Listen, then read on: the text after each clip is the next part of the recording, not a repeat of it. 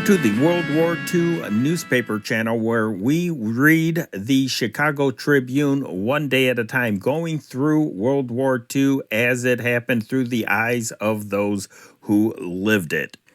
If you enjoy content like this, please subscribe to this channel and click on the bell icon to get notifications when a new upload is going to premiere. And also, if you want to hear the actual newsmakers, go check out my other channel, the companion channel to this one, the World War II Old Time Radio channel. There we have vintage broadcasts, including newscasts, speeches, old movies, and music. And subscribe to that channel and click on the bell icon. Now for the newspaper.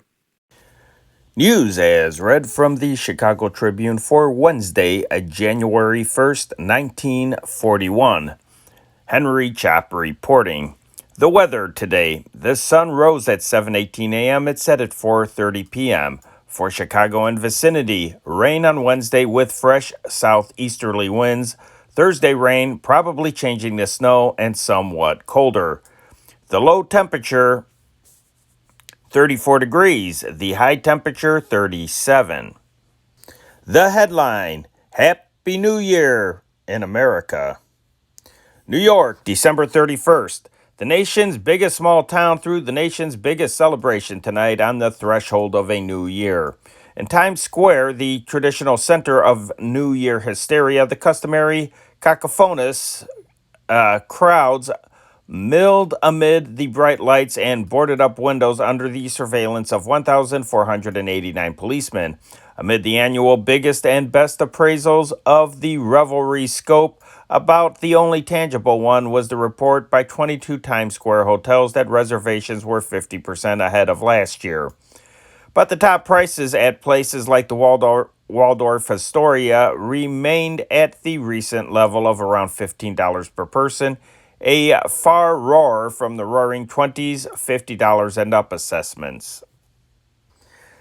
Chicagoans with $12.50 hotel reservations and Chicagoans who spent dimes for cowbells and whistles gave 1941 a joyous welcome this morning. Stay-at-homes and entertained friends at watch parties.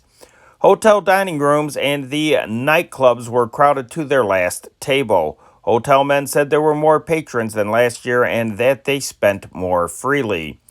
The revelers in the more expensive places came formally dressed, but they had no more fun than the thousands who thronged State Street in a drizzling rain to roar a tumultuous welcome to 1941. Many of the festive New Year's caps were red, white, and blue in recognition of the American spirit. Thousands attended watch services in the church. Other thousands planned to attend early masses this morning. Reporters talked with many of the happy crowd in the Loop, obtaining this optimistic cross-section of Chicago opinion as to the year to come. Abrahams, Charles, 3156 Eastwood Avenue. He's a tailor. Happy New Year. We're going to keep out of war. Clancy, Bernard, 7619 Michigan Avenue, a traffic policeman. Give me another order of 1940 and I'll be a happy Irishman. That includes no war. Downing, John, 1807 North Mayfield Avenue, federal employee. Better weather's all I'm asking for in 1941. I'm going to make a resolution to quit coming downtown in the rain. Epstein, Max, art patron. The new year? Well, I expect the girls to be more beautiful than ever. Fitzpatrick, Charles, 508 West 44th Street, elevator operator. The new year is going to bring prosperity, and that will mean an office job for me. Haas, Mrs. Roy R. Not Hobbs, she's not related to the ball player. Haas, Haas, San Antonio, Texas, wife of a beauty college owner. I am hoping for no war and greater prosperity for us all. McLeod, Mrs. W.F., 3432 Franklin Boulevard. The new year is going to bring peace and happiness and prosperity. Mr. McLeod, a railroad man, that's a big order, and it'll be enough if we get it. Rose, Don, Congress Hotel. I think 1941 will bring an armistice within 60 days. Waterbury, Jimmy, 1244 North Dearborn Street, steelworker. I'm looking forward to happiness and more prosperity in 1941, and I think we'll keep out of war. Maybe the war on the other side of the Atlantic will end. Halifax, Nova Scotia, December 31st. A strictly non alcoholic advent of the new year was faced by Nova Scotians who failed to buy their liquor in advance. Without warning, the Nova Scotia Liquor Commission, only lawful outlet of intoxicants in the province, announced last night that its stores would remain closed today, tomorrow, and Thursday. There was no elaboration of the decision. Manila, Philippine Islands, January 1st.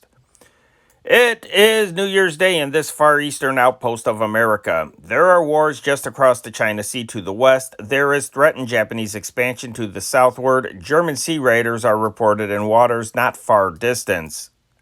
The United States is steadily strengthening its defenses in these islands. But it's New Year's Day as usual. 13 hours earlier than in New York, Manila began its celebration last night.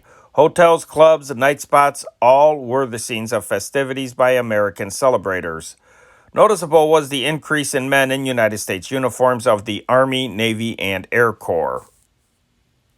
San Juan, Puerto Rico, December 31st. Fully 5,000 reservations have been made in San Juan public dining places to welcome the new year in the gayest manner the city has known. A shortage of chairs may compel some celebrants to eat their midnight supper standing up. London, January 1st. Although German air raiders were absent, Londoners welcomed 1941 on a subdued scale. The blackout kept the normally noisy New Year's Eve crowds off the streets except for small groups in Piccadilly Circus and around St. Paul's Cathedral.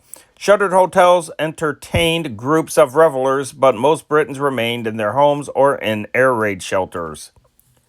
Berlin, January 1st. Blacked out Berlin, traditional capital of New Year's revelry in Germany, greeted the new year as a ghost-like city. The police curfew sounded as usual at 11 p.m., and thereafter the capital streets were deserted. Behind shuttered windows, the residents toasted 1941 in small family groups. Searchlights instead of the many colored rockets reminiscent of peacetime groped through the sky. Vichy, France, December 31st. Chief of State Marshal Henri Philippe Pétain predicted in a New Year's Eve message that the year 1941 will be hard. We will go hungry, he warned, because of poor crops and the war blockade. He appealed to peasants to draw from the earth whatever she can give, and to the ingeniousness of the public to fill out its diet however it can. He besought workers not to become discouraged if some industries come to a dead halt for lack of materials. The war and the blockade will continue, Pétain said. That does not depend on us. Cairo, Egypt, December 31st. The British Middle East Command reported today that the Italian defenders of besieged Bardia, pounded relentlessly by artillery, continue passively to await events. Indications still were lacking of an early British attempt to storm the Italian port in Libya, which has been under British siege for 2 weeks. It was believed here the British would refrain from a costly assault, preferring instead to starve out the Italians. Rome, December 31st. Italian shrapnel bombs and machine gun bullets from the air today were reported to have turned back British armored units attempting to approach Italian positions in Libya, presumably in the region of besieged Bardia. Istanbul, Turkey, December 31st. The Turkish parliament today passed a law allotting an additional 40 million Turkish pounds for national defense. The value of the Turkish pound is not quoted on the American exchange. Budapest, Hungary, December 31st. Diplomatic dispatches from Bucharest, Romania today said that Grigor Gafanescu, Romanian minister to Moscow, had been summoned home. Gafanescu has been attempting a policy of rapprochement with Russia, and his return was interpreted as meaning that the Iron Guard did not approve. An early end to the Russian diplomatic representation in Bucharest was foreseen by diplomatic dispatches, which declared that the Soviet Union planned to deal with Romania in the future through the embassy in Berlin. This was taken to mean that Russia would view Romania as a conquered country. It was reported Russia had protested vigorously against a campaign by the Iron Guard for recovery of Bessarabia, the province annexed by Russia last summer. Dublin, December 31st. The food position of Ireland is rapidly becoming more serious. Agriculture Minister James Ryan warned in a broadcast tonight, stressing the danger of a shortage. Ryan said within a short period, supplies of important food may be cut off entirely. If we are to survive the dangers that lie ahead, all essential foodstuffs must be produced at home. Ryan added that he had the power to take over the land of farmers who failed to make progress in tillage of 20% more arable land by February. Belgrade, Yugoslavia, December 31st. A British submarine attacked 4 Italian merchantmen convoyed by 2 destroyers in the sight of passengers on a Yugoslav coastal steamer today and was said to have sunk one of the Italian vessels. Earlier, an Italian transport was reported sunk off the Yugoslav port of Bar, farther south in the Adriatic. Reuters, British news agency, quoted Belgrade reports that a British warship had sunk 4 Italian transports loaded with guns and motor cars in the Adriatic yesterday. Athens, Greece, January 1st. The Greek army pounced on enemy reinforcements and captured 500 prisoners in dislodging Italians from heights near the key town of Clisura in central Albania, a spokesman declared. The reinforcements, the spokesman said, had been rushed to the Clisura sector to halt the Greek advance on that mountain junction of the road leading to Valona Adriatic port, now the main objective of the Greek offensive. A general headquarters communique reported the repulse of an attack by the Italians on an undisclosed sector. 1 tank, 8 guns, and other material were taken, the communique said, and reported in addition that 2 Italian planes were shot down on Tuesday. In the coastal sector north of Chimera, the Greeks' Army of the Snows was reported to have captured all the fortified crags after a 5-day battle. Capture of the 500 near Clisura brought to 1,200 the number of prisoners taken within the last few days, the spokesman said. Better weather and widespread action by both British and Greek planes aided the whole Greek military situation in Albania, said dispatches from the front. Singapore, January 1st. 500 men, women, and children landed by German commerce raiders December 21st on the Emira Island of the Bismarck Archipelago have been rescued by an Australian ship and taken to Australia, it was announced officially today. The rescued persons included British, French, and Norwegian nationalities. There were 70 women and 7 children in the group. Admiral Sir Geoffrey Layton, Commander-in-Chief of Britain's China Station, said the situation was not so alarming as it first appeared, the survivors having come from ships sunk over several months and not from a sudden wave of sinkings within the last few weeks.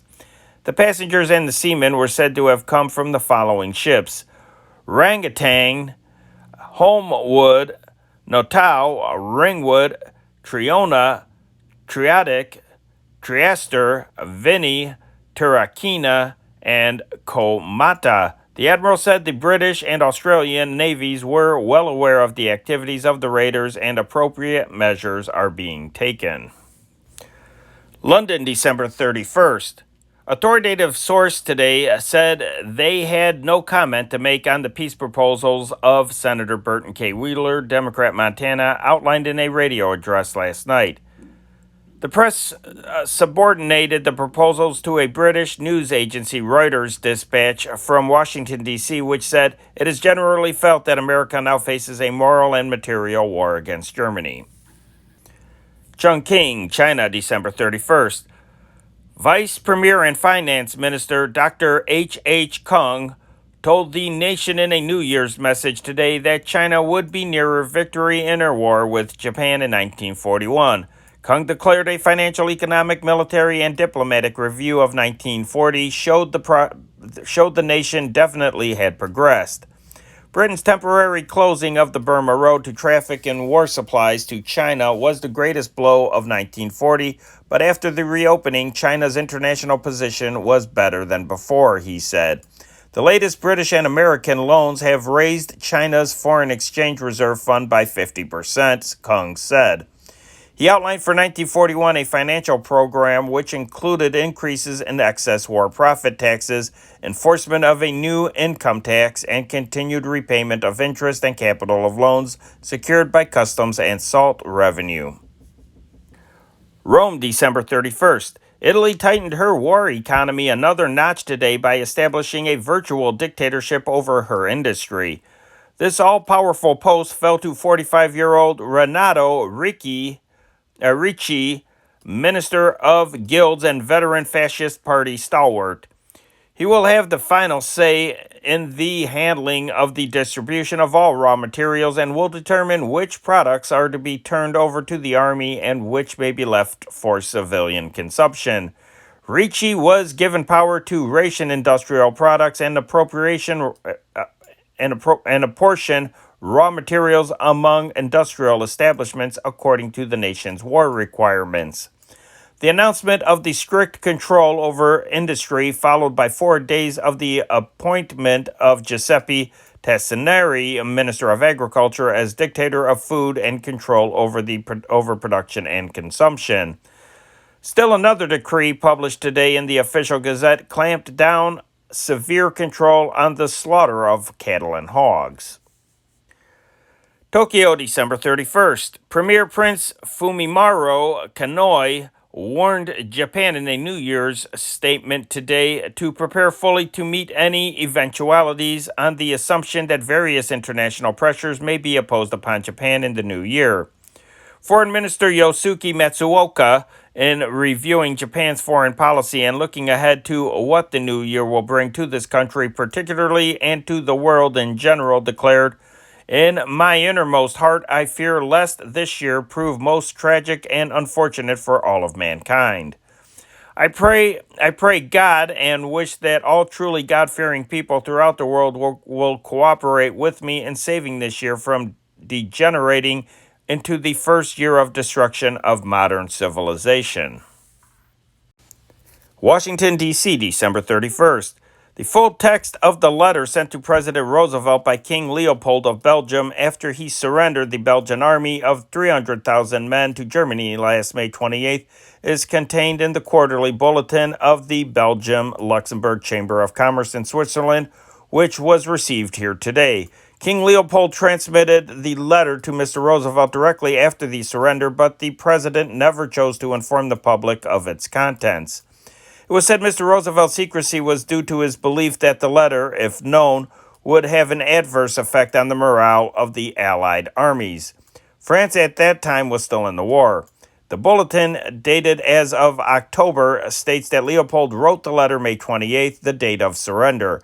The text of the letter, as translated, follows: Mr. President, in the midst of general confusion provoked by the prodigiously rapid political events which we are living through and whole compass is incalculable, I insist upon affirming that Belgium and her army have fulfilled their whole duty. Belgium kept all its international engagements, first of all by scrupulously maintaining its neutrality, then by defending foot by foot the whole extent of its territory. Attacked by enormous forces, our army reached in good order a powerfully organized line of defense in liaison with the armies of the guarantors to whom we had appealed. But the military events which took place outside our territory forced us to evacuate this battlefield and imposed a series of falling back movements which drove us to the sea. Then our army was used up regardless of the cost in a 4-day battle brought into common accord with the Allied armies. We were fully surrounded on extremely limited territory, inhabited by a very dense population and already invaded by hundreds of thousands of civilian refugees who were without shelter, without food, without drinkable water, and swarming from one place to another as a result of aerial bombardments. Yesterday, my last means of resistance were destroyed under the weight of an overwhelming superiority of troops and airplanes. Under those conditions, I sought to avoid a combat which would have today led to our extermination without profit for the Allies. No one has the right to sacrifice uselessly human lives. I intend to continue, whatever may happen, to share the fate of my army and of my people. Having been solicited for several days to leave our soldiers, I repulsed this suggestion, which for the chief of an army would have been desertion. Furthermore, in remaining on the national soil, I desire to sustain my people during the ordeal it is going to be through. The solicitude which the United States has always manifested for Belgium makes it my duty to expose to you without delay the reality of the facts. Signed, Leopold. Although the means by which this message was transmitted to the President has never been officially explained, it was apparently given by King Leopold to John Cudahy, American ambassador to Belgium, and sent by him in code to Washington. Mr. Cudahy stated a few days after the Belgian capitulation that Mr. Roosevelt already was in receipt of a personal message from the king explaining his action. Washington, December 31st. The possibility of receiving payment in raw materials for some of the war implements which may be lent or leased to Great Britain was raised today by President Roosevelt as Congress squared away for a battle royale on the whole lease-lend program. At a press conference, Mr. Roosevelt said that rubber, tin, and other commodities might prove acceptable repayment for American fighting equipment sent to England and destroyed beyond repair. The principal problem just now, he indicated, was drafting legislation which would assure the return of the implements or their equivalent in other goods. A reporter inquired whether replacements might involve British islands in the Atlantic, but the president dismissed that idea as silly. Washington, D.C., December 31st. Establishment of 2 new air services, one Canadian and one American, between cities of the United States and Canada was recommended here today by examiners of the Civil Aeronautics Board. Authority for the service may be granted under an agreement reached by Canadian and State Department officials in August 1939. The examiner said the CAB should authorize TransCanada Airlines to fly nonstop between Toronto and New York City, and at the same time should allow American Airlines to extend its passenger and mail lines from Buffalo, New York, for 50 miles across Lake Erie to Toronto. Toronto and American business interests have been seeking such a service for years. Washington, D.C., December 31st. In a New Year's greeting to King Victor Emmanuel III of Italy, President Roosevelt expressed the hope that the Italian people may be enabled to enjoy the blessing of a righteous peace during the coming year. Only 2 days ago, the president lashed the Axis powers in his fireside chat. He termed the people of Italy accomplices of the Nazis whose intention, he said, was to enslave Europe and dominate the world. He also discounted the possibility of peace, saying the United States has no right or reason to encourage talk of peace until the aggressor nations plan to abandon present war plans. Despite administration warnings against any unusual interpretation of today's message, Washington classed it among the moves to drive a wedge between Italy and the other partners to the totalitarian axis. Mexico City, December 31st. United States Vice President-elect Henry A. Wallace said tonight there is a whale of a lot of Nazi and fifth column activities in Mexico. He said he had not personally seen any evidences of this activity, but that most certainly did not mean it did not exist.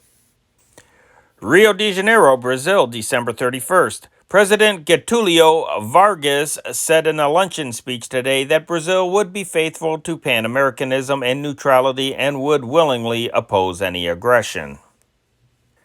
London, December 31st.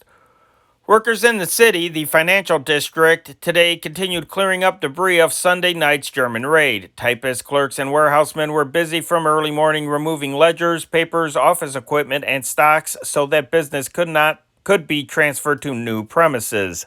Office executives could be seen holding conferences on street corners amid whole blocks of charred and burned out ruins. Many streets barred to traffic yesterday were cleared today. Traffic was eased, but firefighting equipment still cluttered many areas. Sir George Wilkinson, Lord Mayor, pledged that the people who were homeless as a result of the raid would be helped immediately through the Air Raid Distress Fund. He also promised that new offices would be found for businesses bombed out of their old quarters. Minister of Home Security Herbert Morrison, broadcasting tonight, announced the government had decided to make it compulsory for householders, workers, and employers to perform part-time service not only as firefighters, but in other unspecified aspects of civil defense. The compulsion applies to every one of single grade managers and office workers as well as manual workers, he said. Morrison, citing the results of the firebomb raids on Sheffield, Liverpool, and Manchester, as well as London, envisioned a vast civilian army, million strong, ready to deal with incendiary bombs or act in the civil defense at any time. London, December 31st. The shipping ministry today announced that the British government was requisitioning all tankers still under private control. The statement said all ocean-going merchant ships had been requisitioned. Cristobal, Panama Canal Zone, December 31st. Employees of the German-owned Hamburg American Line today tore down, stamped, and spat upon the red ensign of the British merchant fleet, which had been hoisted over their office in the night by pranksters. A noisy crowd attracted by the appearance of the red duster over the Nazi premises witnessed the incident. After ripping down the ensign, the Germans hastily withdrew inside the building. Corfu, December 28th. The Greek island city of Corfu is dead above ground, but in slimy tunnels, 6,000 women, children, and old men live in fear of Italian bombs. I saw them today cooking soup over charcoal fires, nursing babies, and sewing clothing in odorous caverns ankle-deep in mud. They had existed like this since November 1st, a miserable 58 days, of which more than 50 were marked by fascist air raids. Bombs have killed about 90 persons and injured that many more. Corfu, so-called Queen of the Ionian Isles, is an easy target for Italian pilots. It lies off northwest Greece near the Albanian border, and across the Strait of Otranto lies Italy.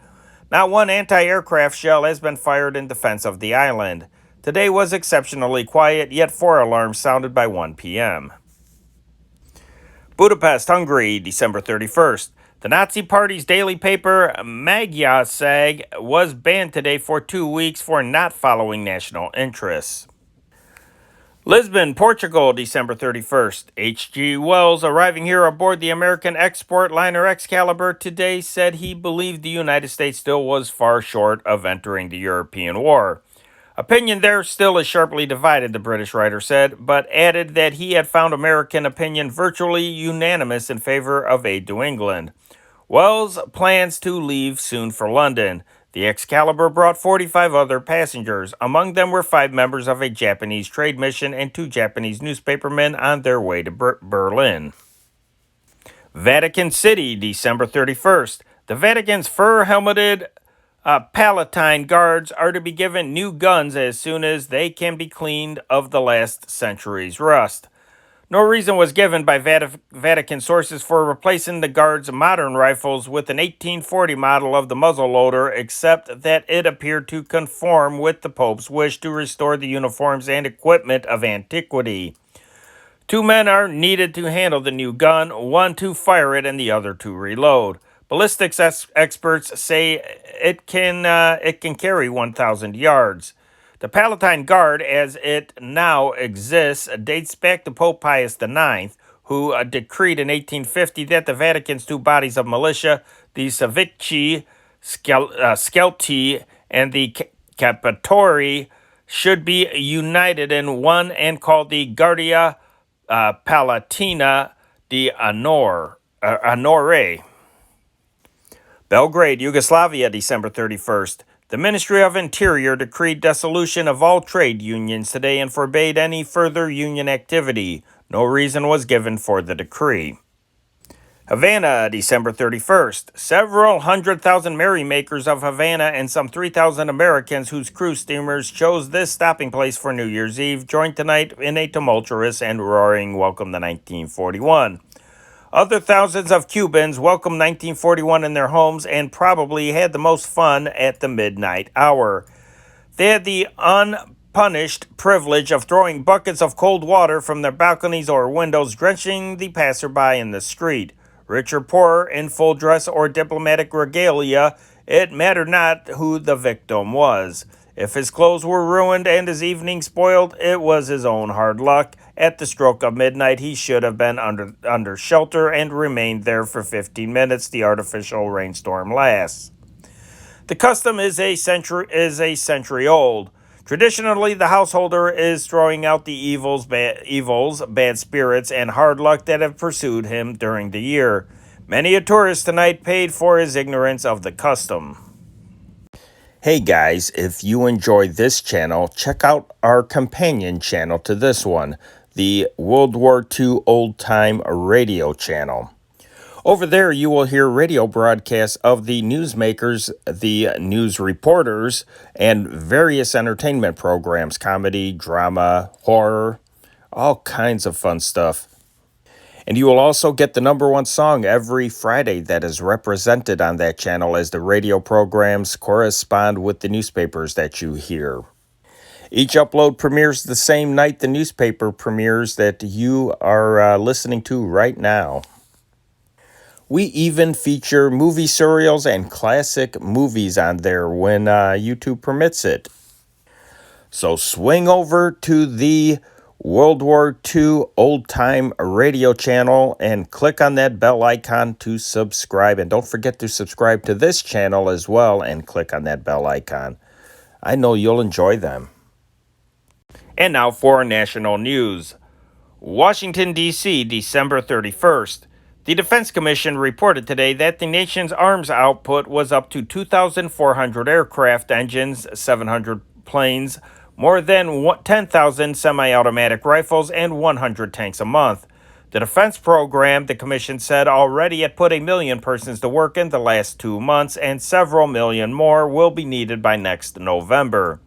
The agency reported that it had approved contracts totaling more than $10 billion and that the Army and Navy had awarded 9/10 of these, including $3.3 billion for ships, $1.5 billion for factory expansion and housing, $1.5 billion for planes and parts, $600 million for ammunition, $500 million for guns, and $400 million for trucks and tanks.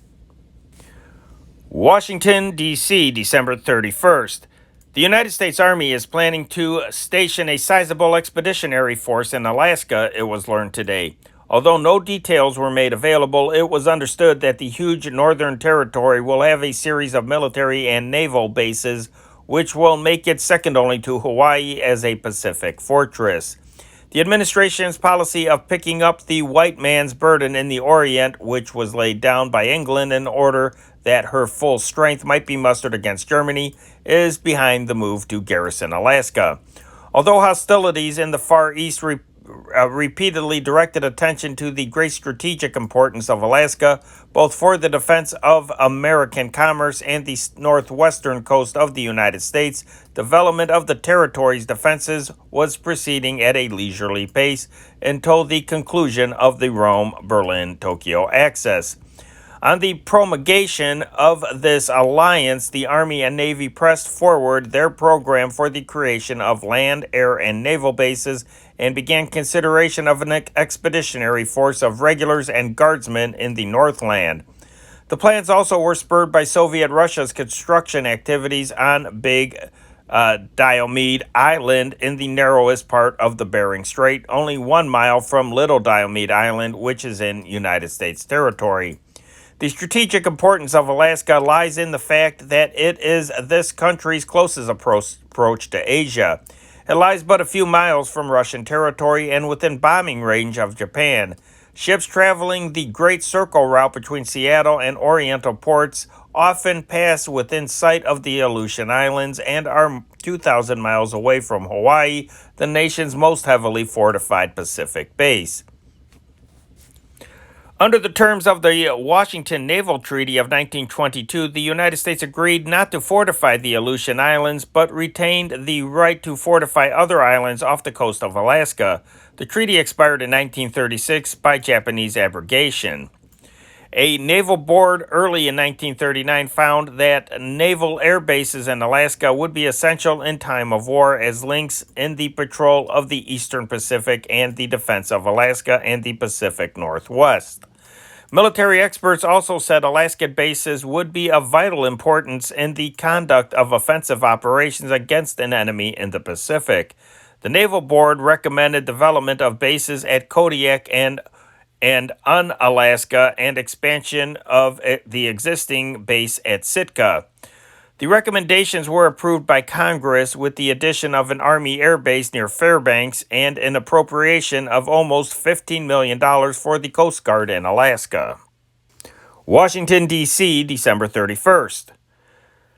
Making the nation's anti-aircraft defenses more efficient is a job of the Coast Artillery School at Fort Monroe, Virginia, guardian of the gateway to the capital. Giant searchlights of 800 million candle power pick out a theoretical enemy, and anti-aircraft batteries roar into action as part of the training at the school, established as a primary source of instruction in matters pertaining to the Coast Artillery. About 200 officers from the National Guard, Officers Reserve Corps, and Marine Corps, and 300 enlisted specialists from the regular Army and draftees are now attending school. As soon as one group completes 12 weeks at instruction, another enters. Early next week, a peak of 565 enlisted men and 500 officers is expected at the school, and new barracks and mess halls are under construction. Men of draft age in the United States today are far more physically fit than those of 1917, it is stated in an editorial in the current issue of the Journal of the American Medical Association, published yesterday. The editorial analyzed the first official report on the results of physical examinations made by the nation's selective service boards. The report analyzed was made by Colonel Samuel J. Kopetsky, chief of the medical division of the Selective Service Boards in New York City. It showed that of 1,643 draft registrants examined by New York's 120 local boards, 1,213 were accepted for general military service and 430 were rejected or marked for limited service. Among the 430 were 88 rejected for insufficient teeth, 74 for defective vision, 66 for heart disease, 28 for infantile paralysis, 26 for underweight, 11 for overweight, and 2 for deficient height. 6 were rejected because of syphilis, and 90 were deferred for re-examination because they had positive reactions to syphilis tests. It has been urged that we are a nation of physical weaklings and that some sort of national health program is immediately necessary to improve our physical health, the editorial said. Actually, however, this sample of those rejected does not show any specific deterioration in the population. By comparison with previous records, it indicates that the general health of our nation is good. New York, December 31st. Vern Marshall, head of the No Foreign War Committee, today called upon President Roosevelt and the State Department to make public what he termed the agenda for a sound, just, and honorable economic peace, which he said W.R. Davis delivered to the State Department in October 1939. Marshall asked whether he would make public the contents of the agenda in view of the State Department's announcement that it had received no feasible peace plan, replied, I am not a part or seeking to be a part of this administration. As much as I detest its pose of neutrality while thinking of war, I would not have the presumption to make public on my own authority a document of such worldwide importance as that which Mr. Davis laid in the hands of Assistant Secretary of State A. Burrell, Jr. in October 1939. He declared that the State Department can't get away with any statement to the effect that the agenda from Berlin offering to permit President Roosevelt to sit as a mediator was not feasible. Marshall said he had accepted the offer of the Columbia Broadcasting System to speak over their facilities from 9:15 to 9:30 p.m. tomorrow. Washington, D.C., December 31st. With a triumphant smile, President Roosevelt today reported that his plans for revival of the Great Lakes St. Lawrence hydroelectric and navigation project as a defense measure are nearing completion. He reported substantial agreement has been reached by the United States and Canadian officials engaged in conversations looking toward the adoption of his scheme. The next step, he added, will be to talk to leaders in Congress with a view toward putting over the project which he adopted as his own when he was governor of New York. Washington, D.C., December 31st. Originally scheduled to be completed tomorrow, the $3 million Thomas Jefferson Memorial on the east bank of the tidal basin here will not be finished until next September, architectural experts said today. Delay in construction was ascribed to two strikes and to the fact that the work of filling in the seawall along the basin has been retarded because the contractor also is working on Washington Airport. Because the airport is considered a vital link in the nation's military preparations, it was decided that the labor and equipment needed on the Jefferson Memorial would be better utilized on the airport. Washington, D.C., December 31st. Republicans and Democratic non-interventionists in the Senate expressed great interest today upon learning that Senator Rush D. Holt, Democrat, West Virginia, has a chance to retain his Senate seat despite his defeat for renomination in the Democratic primary this year. Holt's chance of remaining in the Senate lies in a political dispute between Governor Homer A. Holt of West Virginia, his third cousin, and Senator Matthew M. Neely, the governor-elect. Both the outgoing and incoming governors are claiming the right to make the appointment to the Senate vacancy to be caused by Neely's resignation. Under the Constitution, Neely must resign his Senate seat before taking the oath as governor, even if he waits until 1 minute or less before the ceremony on January 13th. Governor Holt plausibly insists that he has the right to appoint a successor to Neely at the moment he receives Neely's resignation and says he will do so. Senator Neely, however, insists that he has the right to fill his own Senate vacancy after taking the oath as governor and says he will do so. Neely favors Joseph Rozier, president of the Fairmont State Teachers College, former head of the National Educational Association, and a 100% New Dealer. Thus, it appears that the Senate itself will have to decide which of the two prospective appointees it wishes to seat. Governor Holt formerly favored Lewis Johnson, former Assistant Secretary of War, for the Senate vacancy, but his friends now say he is more likely to appoint Senator Holt. Neely ran for governor at the cost of his seat in the Senate for the purpose of breaking up the West Virginia State House machine, now headed by Governor Holt. New York, January 1st. A new musical bill of fare for America's radio listening audience was offered today promptly at the end of the old year. Because of the prolonged deadlock between radio broadcasters and the American Society of Composers, Authors, and Publishers, the bulk of musical compositions written and copyrighted during the last half-century faded from the air. Instead, the radio industry introduced its composers, its new arrangements of favorites, and dipped deeply into the public domain for uncopyrighted tunes. A count of broadcasting noses at the 0 hour, midnight, when contracts with ASCAP expired, revealed a great majority of the country's radio stations would try out the new music. Broadcast Music Incorporated, the Melody Factory built by radio to compete with ASCAP, announced that 674 stations throughout the country had contracted to use its music. ASCAP claimed 127 stations with expectations of signing more than 200. The fight arose last spring when ASCAP proposed a new 5-year contract and sought to boost the fees to be paid for its public by several millions annually. Radio said ASCAP had raised the ante from $4 to $9 million a year. Since April, when it was created, BMI has been turning out music to meet the radio appetite. In the popular song field, BMI is offering There I Go and Practice Makes Perfect. Henceforth, ASCAP will not be able to push such popular tunes as Trade Winds and Two Dreams Met.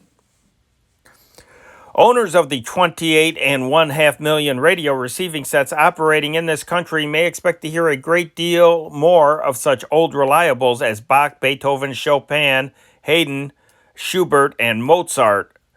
The works of such American composers as Victor Herbert, George Gershwin, Ferdy Grofé, Jerome Kern, Sigmund Romberg, Cole Porter, Irving Berlin, and Billy Hill are controlled by ASCAP and therefore taboo. Here is an example of a program of BMI and public domain music played over WOR, key station of the Mutual Network in New York and New Jersey, by Guy Lombardo's orchestra tonight.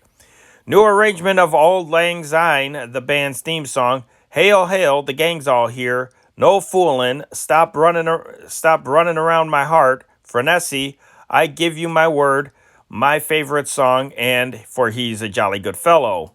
Now, ASCAP 2 is planning a Finnish fight. At midnight, employees of the society in 31 cities started machines to record musical programs played on the radio to catch any infringement of copyright. Gene Buck, ASCAP president who wrote the lyrics for 20 Ziegfeld shows, was reported ill in bed as a result of his work on the firing line for the society. BMI announced it had taken out $1 million insurance, of which one-fourth was written by Lloyd's of London to indemnify any station or advertiser sued by ASCAP.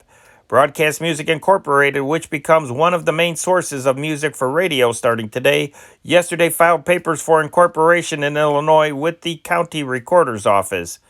BMI, as it is known to the trade, was organized over a year ago by the National Association of Broadcasters to provide new sources of music for the broadcasting industry in the face of the expiration last midnight of a 5-year contract with the American Society of Composers, Authors, and Publishers. BMI stock is offered only to the radio networks and broadcasting stations. BMI in Illinois is authorized to operate with a capital stock of 100,000 shares with a par value of $1 a share. Of this, 57,946 shares have been issued.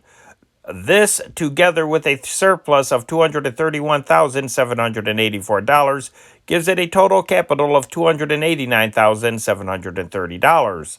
Local BMI offices will be opened in the Woods Theater Buildings, 54 West Randolph Street. James Cairns, who has been associated with Chicago music publishing interests, will be the manager. Washington, D.C., December 31st. The Ford Motor Company appealed to the Supreme Court today from a decision granting enforcement of part of a labor board order requiring reinstatement of 23 discharged employees and cessation of interference with employees' collective bargaining rights. The firm appealed from the 6th Federal Circuit Court, which ruled last October 8th that the company was guilty of unfair labor practices. The lower court refused, however, to uphold that part of the board's order requiring the firm to stop distributing pamphlets to employees outlining the firm's views on unionization. It was reliably reported today that the board and the Solicitor General's office have under consideration an appeal from this part of the decision.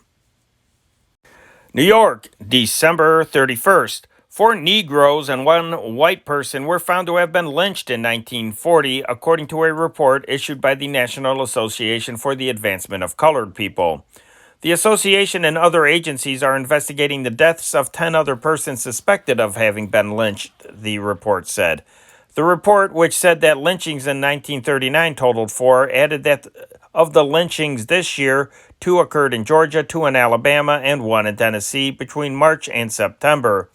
In only one case, the report asserted, was the victim accused of a sex offense. The cases under investigation include 3 in Georgia, 4 in Louisiana, and 1 each in Florida, Mississippi, and Tennessee. The report declared that not one of the lynchers of 1940 has been punished by the states, despite the protestations of Southern governors. New York, December 31st. Although its history is comparatively brief, commercial aviation in the United States has shown remarkable gains in passengers, mail, and express carried since the start of transport service along the atmospheric highways in 1926. This year, the air industry is expected to set new all-time highs in all 3 categories. Based on figures compiled by the Air Transport Association, passenger traffic on the major airlines increased 61.42% in the first 10 months of 1940 over the same period in 1939. The airlines carried 2,013,208 revenue passengers and flew 890,525,253 revenue passenger miles, as compared with 1,219,928 passengers and 551,690,659 revenue passenger miles in the corresponding 1939 period. New York, December 31st. A simple but comprehensive system of handling baggage of air passengers at New York City's new airline terminal, a sort of a union station for airline customers, is in the final stages of installation for the terminal opening on January 9th. From the moment a passenger sets foot inside the main entrance until he arrives at his destination in Chicago, Dallas, or Lisbon, his bags will be with him.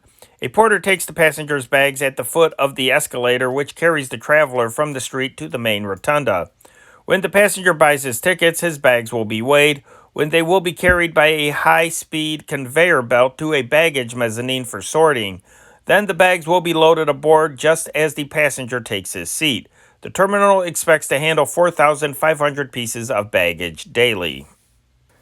Washington, D.C., December 31st. The House and Senate chambers, vacated by lawmakers for several weeks while the roofs were strengthened, will be ready for the opening of the new Congress next Friday. But the job is a temporary one, and a network of steel girders will clutter both houses. When Congress recesses for a sufficient time, the steel will be torn out and the permanent repairs made. At present, the old roofs, declared unsafe by engineers, rest on the new steel framework.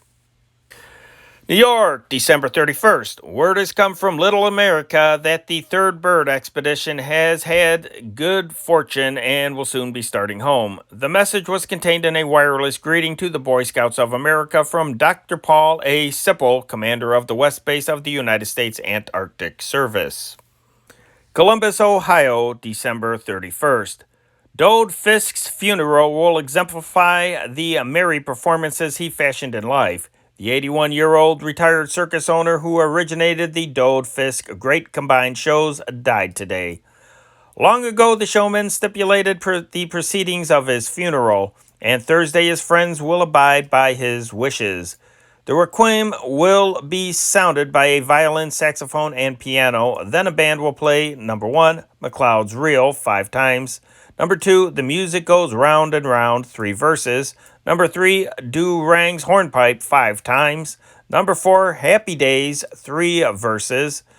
William S. Doc Weddle, minister and former showman, was asked to come from the Masonic home at Springfield to be the master of ceremonies. Fisk had written, "Doc will tell all the good things about me and leave out the bad things." The service will conclude with The Devil's Dream, 5 times. There will be a single flower, a sunflower. Fisk's wife, Lulu, was instructed to dress as if she were going to a party. Fisk was born in Wanawak, Wisconsin. He sold his circus in 1909 to John Robinson and then took over the management of the new Gaiety Theater in Chicago.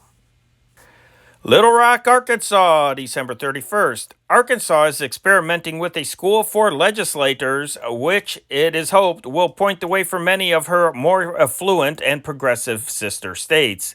The school, in the form of a mock session held before the 2 houses of the Arkansas Legislature Assembly, instructs the freshman legislators in a parliamentary procedure, introduces them to fellow members, and prepares them generally to conduct themselves with efficiency when the assembly gets underway. The 2 houses convene for business on January 13th.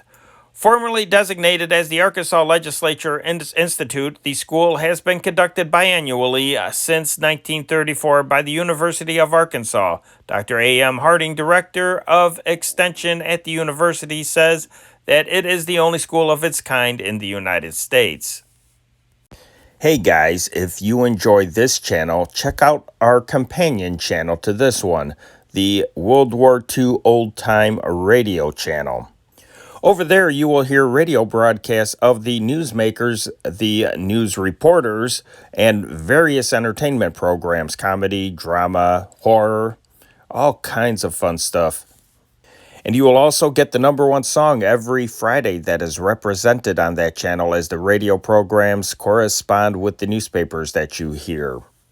Each upload premieres the same night the newspaper premieres that you are listening to right now. We even feature movie serials and classic movies on there when YouTube permits it. So swing over to the World War II Old Time Radio channel and click on that bell icon to subscribe. And don't forget to subscribe to this channel as well and click on that bell icon. I know you'll enjoy them. And now for local and regional news. United States Senator Hiram Johnson, Republican California, pledged cooperation with the Peace Crusade of the America First Committee as he passed through Chicago yesterday en route to Washington. He arrived with Mrs. Johnson on the 49er and changed trains for the East at Northwestern Station. The America First Committee is doing great work, Senator Johnson said. I will be glad to do everything possible to help the committee. Propaganda heretofore has been virtually all on one side, directed toward getting America into this war. It's high time the people were given information about the other side of the question. Senator Johnson, who is 74 years old, showed signs of his recent attack of influenza. More than 4,000 qualified nurses of the Red Cross Nurse Reserves will be called to active duty with the nation's armed forces between now and next July, according to Brigadier General Charles H. Bonesteel, commander of the 6th Corps Army area. General Bonesteel said all members of the reserve have been asked to furnish information to the War Department regarding possible assignment to duty. The nurses serving with the Army will be stationed at forts, airfields, and other military establishments throughout the United States and its possessions, General Bonesteel said. Outstanding reserve nurses at the end of 1 year of active duty may be transferred to the regular Army Nursing Corps if vacancies exist, he explained.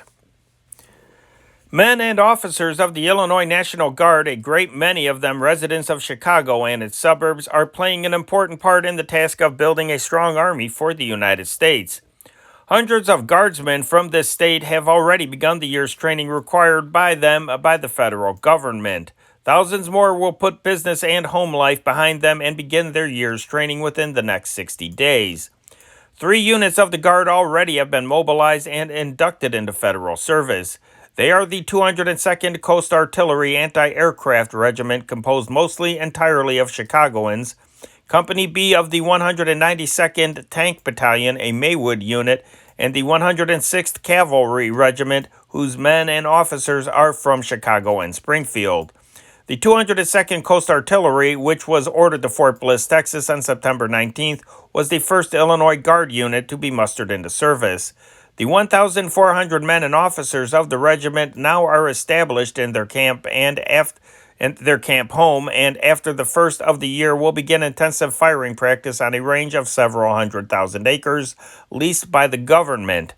Maywood's tank company of 5 officers and 86 men left on November 28th for Fort Knox, Kentucky, where it joined 3 other out-of-state companies of the 192nd Tank Battalion. Although the company had only 2 tanks at the time of its induction, War Department officials reported that it was to be equipped with 19 new combat tanks. Rockford, Illinois, December 30th. The unemployed man who comes here hoping that Uncle Sam will put him to work getting Camp Grant ready for the draftees discovers quickly that the government has little to do with his employment. This, he learns, is in the hands of a group of union leaders in the modernistic cement and glass brick labor temple. And their interest in getting him a job, he is informed, depends on whether he can pay the initiation fee that will entitle him to a union membership card. If the job seeker be so unfortunate as to apply first at the camp, he will find he must pay a 25-cent bus fare to get from the military reservation to the union headquarters in Rockford, or else he must walk the 5 1/2 miles. It's a pleasant walk along the picturesque Rock River, but an applicant may be forgiven for grumbling about the failure to post notices directing him to the proper place to ask for a job. One of the largest national defense contracts in the Chicago area, approximately $5,500,000, will be let shortly by the Bureau of Ordnance to the Danley Machine Specialties Incorporated, of Cicero. It is for the construction of naval anti-aircraft gun mounts. Although the actual contract has not been signed by the government, a letter of intent has been issued the corporation, it was learned yesterday, authorizing it to build necessary plant additions. With that in hand, the corporation commissioned Burnham and Hammond Incorporated, a firm of Chicago architects, to draw plans for a plant which will represent a total investment of $1,750,000. Cudahy Packing Company Chicago yesterday was awarded a $792,865 contract to supply vegetable shortening to the Navy. Smaller orders placed by the Army were shared by other Chicago companies. Officials of Cudahy said last night they had not been notified of the order and consequently could not give any details. They said the shortening, made chiefly from cottonseed oil, might be filled at the Memphis, Tennessee, or West Coast plants, depending on the delivery point. The company does not produce vegetable shortening in Chicago. Carson Peary Scott and Company, Chicago, received a War Department order for $19,018 of underwear, and Ed V. Price and Company, also of Chicago, was awarded a contract to supply the Army with 5,000 wool service coats for $20,850. Fort Wayne, Indiana, December 31st. CIO members broke off negotiations and precipitated a strike that closed the International Harvester Company's big truck works here despite the urgent efforts of a government conciliator, C.M. Harrison, plant superintendent, charged tonight. The walkout made idle 3,300 employees of the factory, which has been filling national defense orders. Harrison said it was the first strike in the nearly 20 years of the plant's existence. A picket line, 2,000 strong, including the wives of many strikers, formed at the plant early this morning. Officials of Local 57 of the United Automobile Workers of America, who ordered the walkout, said the pickets would be maintained until the dispute is settled. In a statement tonight, Harrison said the union broke off negotiations 3 times and called the strike in the absence of David T. Rodley, a government conciliator who had flown to Washington, D.C. to consult his superiors.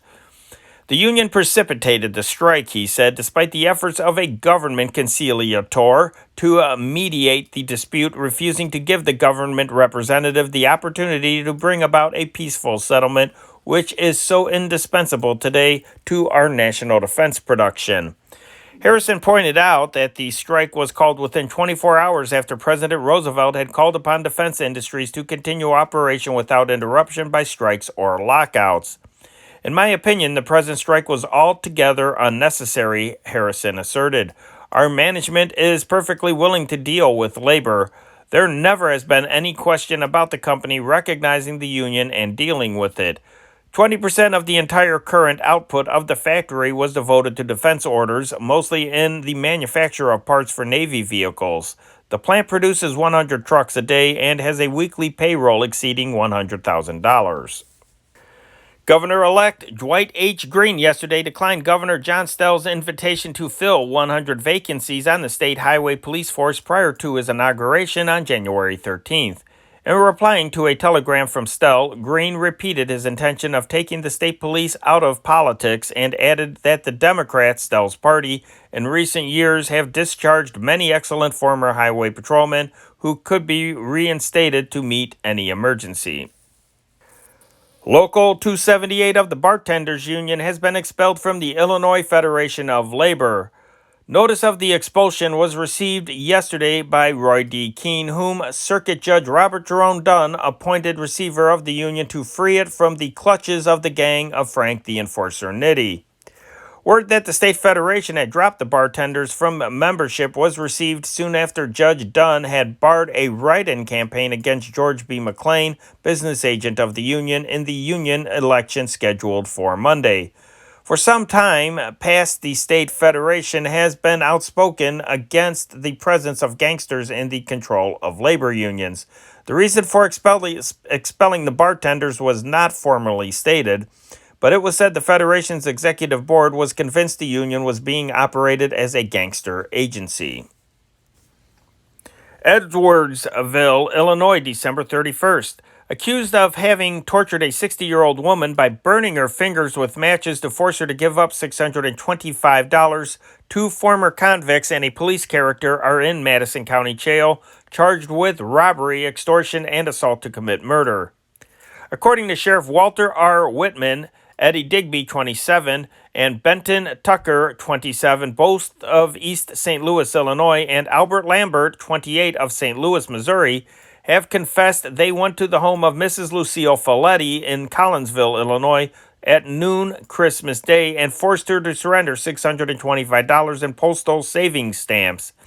They denied the torture by fire and beating, although Mrs. Folletti still bears the marks to support her charges. Warrants for the three were obtained today by State's Attorney C.W. Burton, who will take their cases before the January grand jury.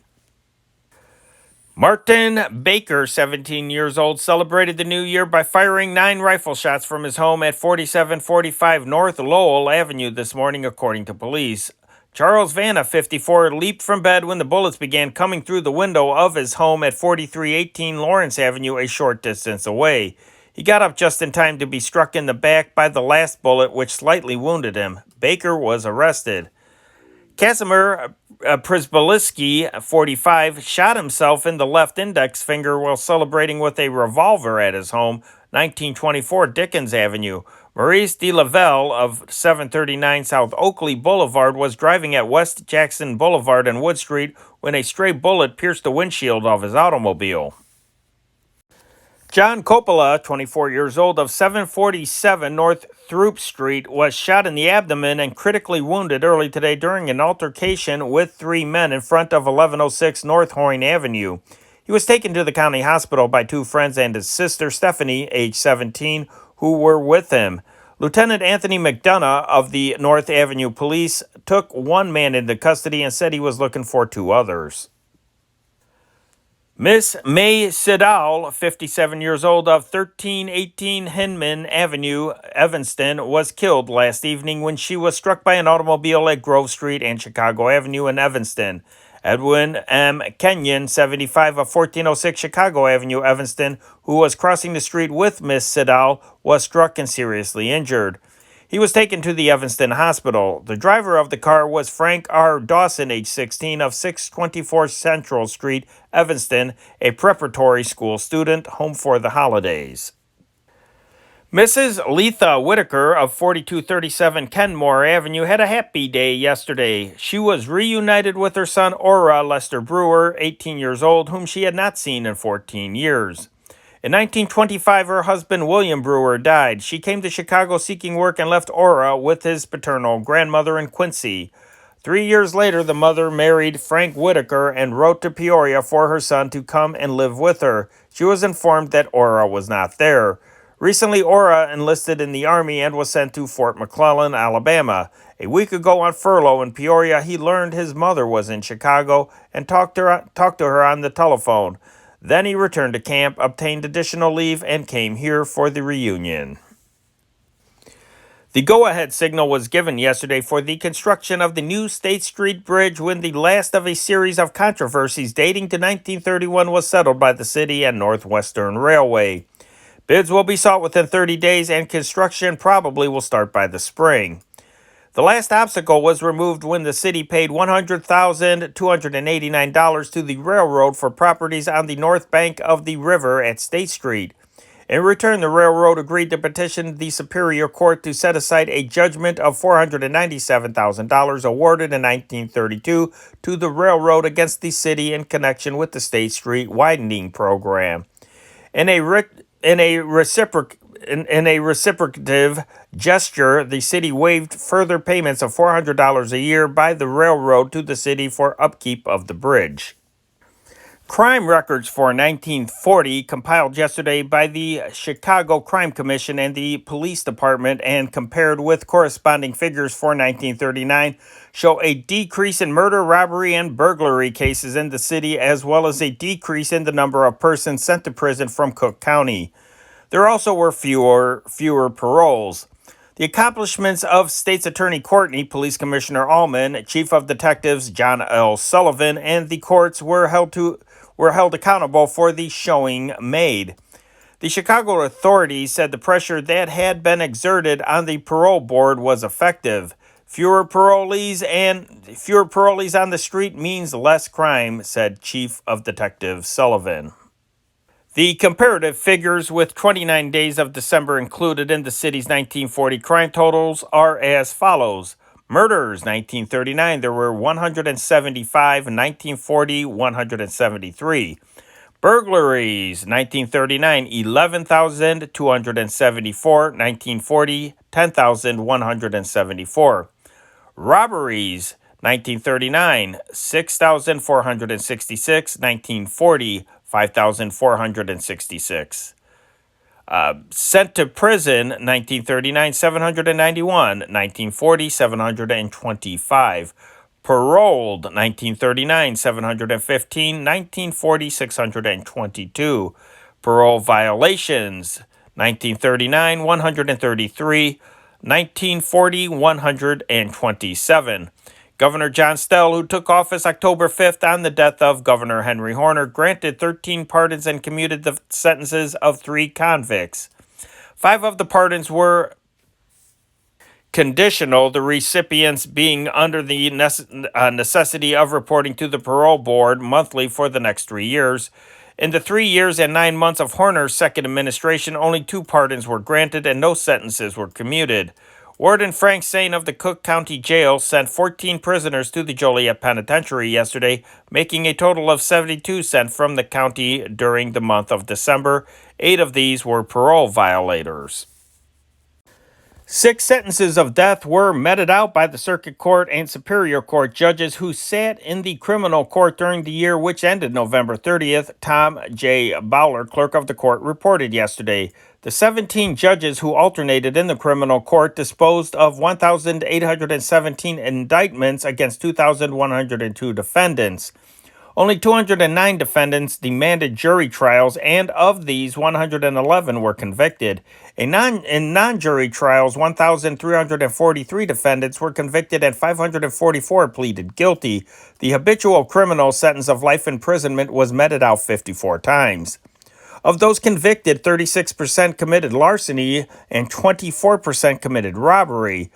Judge John Prostowski, who retired as Chief Justice in September and was succeeded by Judge James F. Farty, handled 378 indictments. The Chief Justice, however, handles only guilty pleas and non-jury trials. Judge John Sabaro was second, disposing of 229 cases. Not a single Chicago policeman was killed by a criminal in 1940, Chief of Detectives John L. Sullivan said last night. This is the first time in 43 years that such a record has been achieved. I was the happiest man in the world yesterday when I presented this report to Commissioner Aumann, Sullivan said. 9 policemen were shot during the year, but every one of them recovered. Not since 1897 has the Chicago Police Department gone through a year without one of its members being slain while on duty. The policemen of today are schooled to be on their toes when danger confronts them, and their target practice hasn't handicapped them one bit. Warden Joseph E. Reagan of Joliet Penitentiary reported yesterday that for the first year since the prison was built in 1857, there had been no escapes, attempted escapes, or any serious disturbance during 1940. He said that this record was achieved in spite of the fact that an average of 500 convicts are employed daily on details outside the walls. The population of Joliet and Statesville prisons and the Honor Farm at year's end was placed by the warden at 5,705. The high figure for the year was 5,971 during the summer. Michigan still has a law making it a felony to incite hostile Indians to violate a treaty. This is one of the hundreds of examples of obsolete laws which make state statute books humorous reading for legal scholars such as Professor Newman F. Baker of Northwestern University. Illinois has a law passed in 1845 requiring the fencing in of saltpeter caves and a $50 fine for failure to comply. Today, cartridges have replaced the powder and shot of the Black Hawk War. Salt pepper was used to make the powder, but this law remains to illustrate the practice of passing laws to remedy present inconveniences and then leaving them there. Legislation quite useful in one age may become foolish in another, Professor Baker wrote in the Minnesota Law Review. This is apparent in all fields of law, but it is easier to obtain corrective legislation in respect to business than it is to keep our social legislation up to date. Chicago policemen, he says, probably never have heard of the Illinois law making it a criminal offense to allow a Canada thistle to mature its seed on one's premises. How can ignoring this of a substantial number of our laws fail to breed contempt for laws generally and make for individualistic interpretation by policeman, prosecutor, and judge, he asks. Illinois has one law which makes the keeper of a boat used for prostitution guilty of a felony, while another law makes it a misdemeanor to keep a house of prostitution on dry land. One wonders what there may be about the aquatic element which adds a greater social danger, Professor Baker observed. Profanity is another field for multiple laws. Kentucky statutes specify that every oath shall be deemed a separate offense with a fine of $1 for each one. In Pennsylvania, the rate is 67 cents each. In Rhode Island, the fine for profanity is $5 with unlimited use of words on one occasion, but for blasphemy, the fine may go up to $200. Michigan law would exact 90 days in jail and a $100 fine from blasphemers who have arrived at the age of 16. Professor Baker said that there are anti-nudist laws which, if taken literally, would forbid members of the same family from undressing for bed in the same room or a mother from giving birth to male children. Most of the old blue laws are forgotten, but many states still punish Sunday hunters and fishermen. Perhaps the most severe blue law is that of Illinois, which prohibits any noise or amusement on Sunday whereby the peace of any private family shall be disturbed. Maine and Louisiana prohibit the wearing in public of hat pins projecting more than 1/2 inch from any side of the crown of the hat. An Ohio law would punish theater owners for permitting any members of the audience to wear a hat which might obstruct another's view during a performance. Illinois has a law which would punish any person who shall sell, manufacture, or give away any cigarette containing any substance deleterious to health, including tobacco. Some states, including Arkansas, outlaw the sale of cigarettes or cigarette paper, while North Dakota and others have ruled against snuff. Professor Baker muses over the liquor laws, especially that one in Illinois which prohibits political activities of barkeepers and tavern owners in view of the saloon keepers' known penchant for politics, and the present rigid enforcement of this law undoubtedly works a great hardship, particularly in Chicago, he comments. Laws concerning the carrying of concealed weapons are relatively uniform, but in New Mexico the statute permits travelers to pass through the settlements without disarming, but if they shall stop for a longer time than 15 minutes, they shall remove all arms from their person and not resume the same until the eve of departure. Dueling declined as public disapproval increased, but the old statutes lengthily prohibiting affairs of honor go on forever. The abundance of dueling laws and the paucity of fireworks laws is but a small illustration of the fact that our penal legislation does not jibe with social needs, he declares. Only 9 applications for horseshoers licenses were filed in the northern section of Illinois in 1940, Chief Inspector A.J. Meadle of the State Department of Education and Registration said yesterday. Most of the horseshoers are now connected with racetracks, he said. There were 4,100 applications for beauty operator licenses, 1,900 for nurses, and 1,700 for real estate salesmen. The stork took care of the storks, okay? He delivered John Stork Jr., 7 pounds 6 ounces, on the stroke of midnight at the Mercy Hospital. It was not until 8 seconds later that he brought a boy weighing 8 pounds 4 ounces to Mr. and Mrs. Harold Verville at Norwegian American Hospital. But the Verville baby, whose parents live at 643 Briar Place, may lay claim to being the first baby of 1941 after all, and say that John Stork Jr., whose home is at 4334 South Sacramento Avenue, is really the last baby of 1940. Both children were born by cesarean sections. John Jr. with the aid of Dr. Morgan J. O'Connell, and the Verville baby with the assistance of Dr. George H. Miller. Well, happy birthday. I hope you guys are still having a wonderful life. Hey guys, if you enjoy this channel, check out our companion channel to this one, the World War II Old Time Radio channel. Over there, you will hear radio broadcasts of the newsmakers, the news reporters, and various entertainment programs, comedy, drama, horror, all kinds of fun stuff. And you will also get the number one song every Friday that is represented on that channel as the radio programs correspond with the newspapers that you hear. Each upload premieres the same night the newspaper premieres that you are listening to right now. We even feature movie serials and classic movies on there when YouTube permits it. So swing over to the World War II Old Time Radio channel and click on that bell icon to subscribe. And don't forget to subscribe to this channel as well and click on that bell icon. I know you'll enjoy them. And in sports, Pasadena, California, December 31st. The man who a year ago looked wistfully at the standings and dreamed of a football team that could make a first down will sit in the Rose Bowl tomorrow, directing a champion. His name is Clark Shaughnessy, and his team is amazing. Stanford, unbeaten, untied, and inexplicable. 90,000 gathered from length and breadth of the land will sit in on this final chapter of the game's most recent success story as Shaughnessy and his Cinderella boys tackle a powerful University of Nebraska 11 in the 27th annual Rose Bowl game. The game will climax the 52nd annual Tournament of Roses, a magnificent panorama of pageantry in which 20 bands, 200 horses, and 6 miles of gaily bedecked floats celebrate an old and unique custom. It is a far cry and long road from the New Year's Day in 1880 when residents of the little village of Pasadena decorated the family surrey with flowers from their gardens and drove down Main Street in an informal parade. New Orleans, Louisiana, December 31st.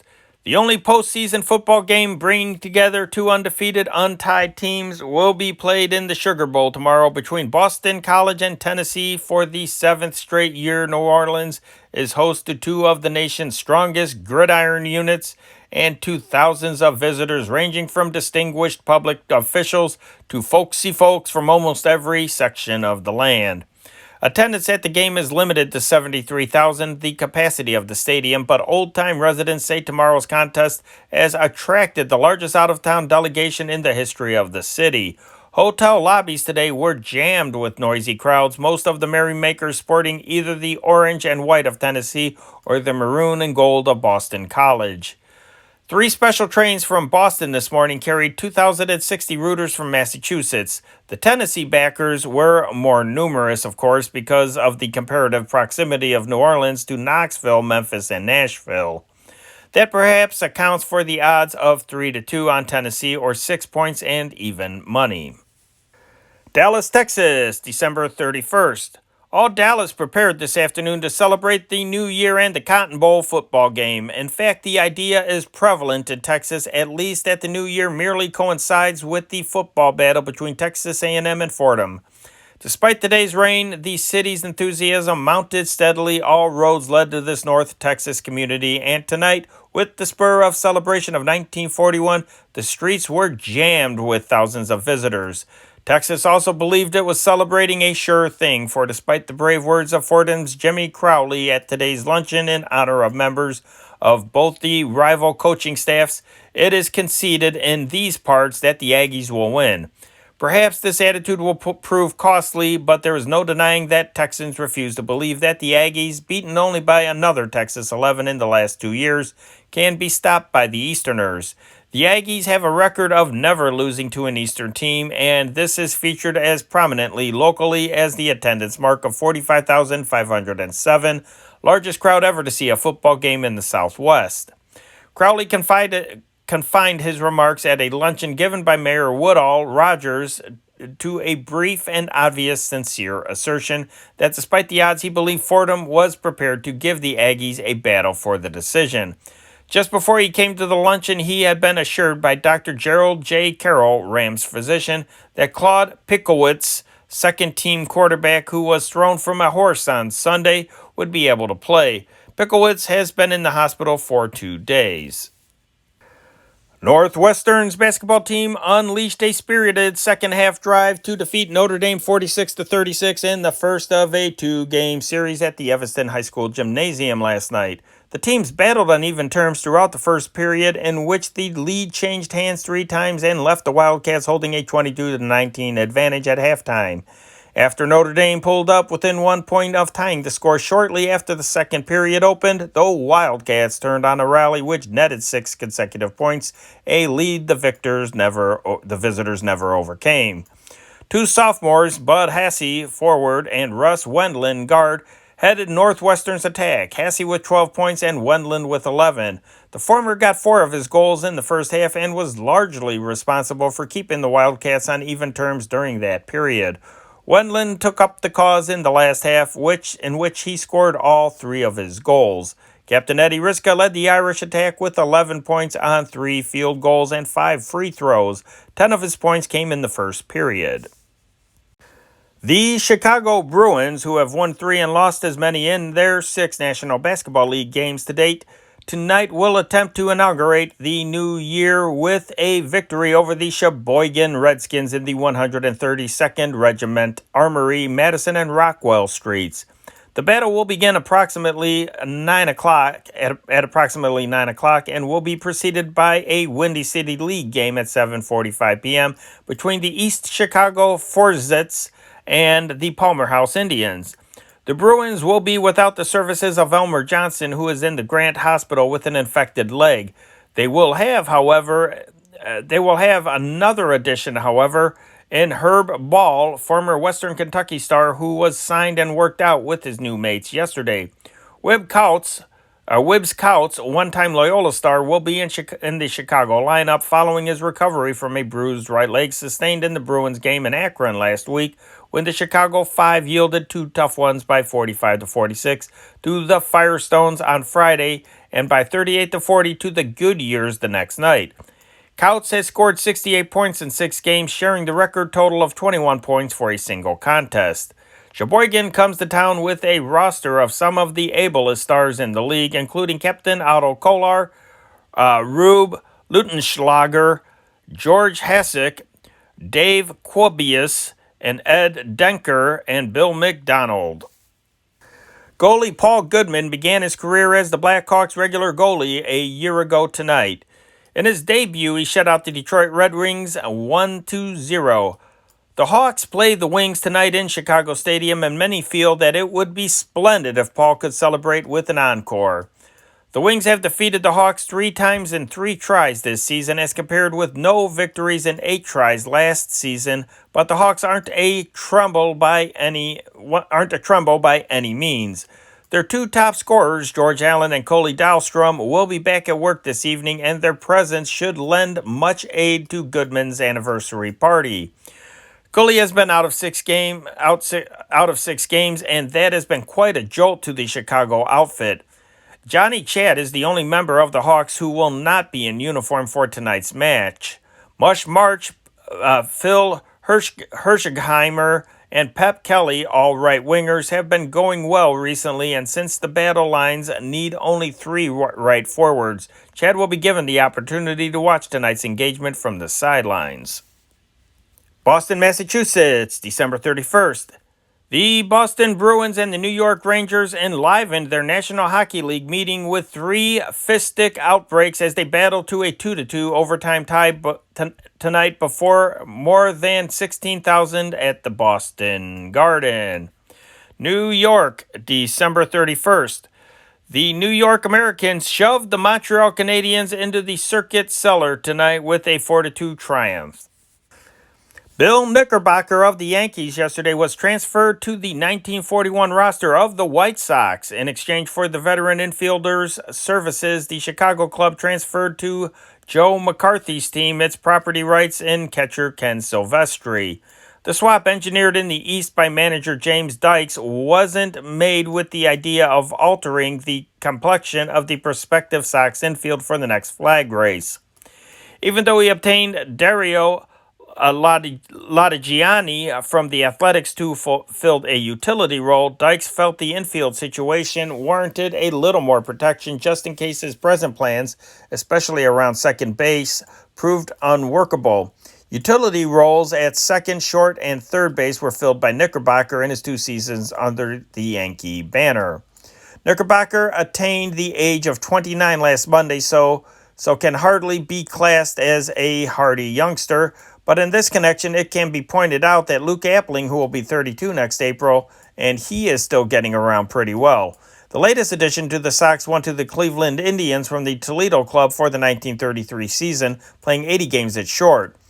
For the next 3 years, he held the post regularly, his lowest batting figure in this stretch being .294. His highest was .317 in 1934. In the winter of '37, he was traded to the Browns with outfielder Joe Vosmick and pitcher Oral Hildebrand for pitcher Paul Andrews, shortstop Lynn Larry, and outfielder Julius Solters.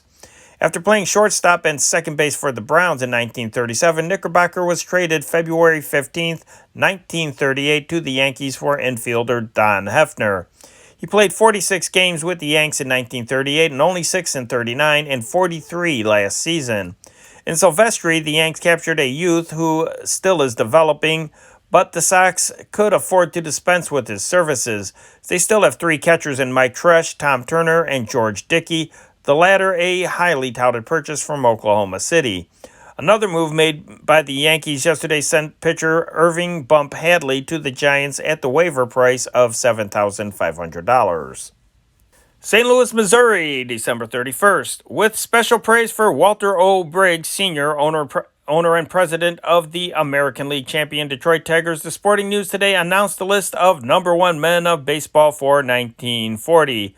The selections made annually by the Baseball Weekly are, let's see what we have here. It's kind of small writing. Leading executive Briggs, leading manager William B. McKechnie of the Cincinnati Reds, leading player Bob Feller, pitcher of the Cleveland Indians. And that's it. Oh, wait. We have the minor leagues here. Let me read the minor leagues. They're actually kind of interesting. I was going to leave them out, but I see a couple names that are familiar. Minor leagues, executive H. Roy Hamey, secretary of the Kansas City of the American Association, manager Larry Gilbert of Nashville of the Southern Association, and the player of the year, Phil Rizzuto, Kansas City shortstop. I wonder what became of him. And that is sports, and that is news as read from the Chicago Tribune. Henry Chop reporting, Wednesday, January 1st, 1941. Have a swell day, and God bless.